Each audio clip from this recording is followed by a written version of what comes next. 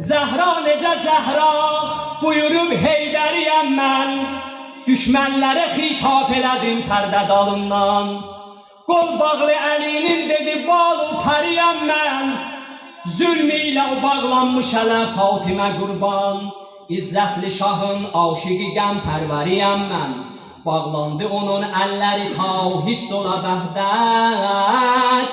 Xeybər dağıdan bağlı əlin xəncəriyəm mən. Şə'n o, şərəf o, İzzət-i ciclalım Əlidir. Min yolda qapım yansa yenə Heydəriyəm mən. Gər Əlidən əhli aləm hamısı üz döndərə məqamı və qurban olan xanım. Gər Əlidən əhli aləm hamısı üz döndərə vursalar min dəfə ölsəm mən Əlidən dönmərəm. Aləm aşiqdir mənə, mən Murtəzaya aşiqəm. Mən Əlinin bir tükün bütün behişdə vermərəm. Bunu da deyim inşallah. Burada 3-4 dənə səndən Fatimə də istəyəcəm. Sonra səni Allah'a emanet edirəm. Bizə dünyada inayət eləyən kimdir?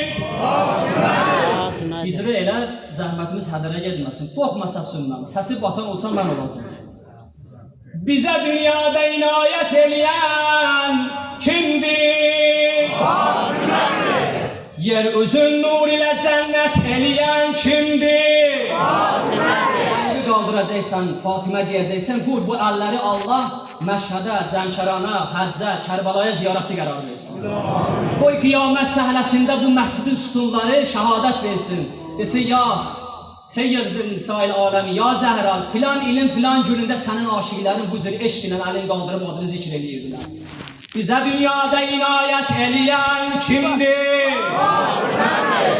Yer üzün nur ilə cənnət eləyən kimdir? Fatimədir. Hər nəfəsdə nəfəsin qədricə təsbihi deyib ana bətnində münacət eləyən kimdir? Fatimədir. Görüm Allahi əgər bir dəfə Musa'yı Kəlim gündə Allahı ziyarət eləyən kimdir? Fatimədir. Sailə toy gecəsi köynəyinə ta elədi. Hər giriftara məhəbbət eləyən kimdir? Fatimədir. Fatimədir, eşq elə buna.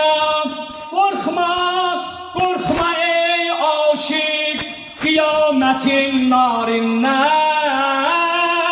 Çünki uqbada şəfaət eləyən kimdir?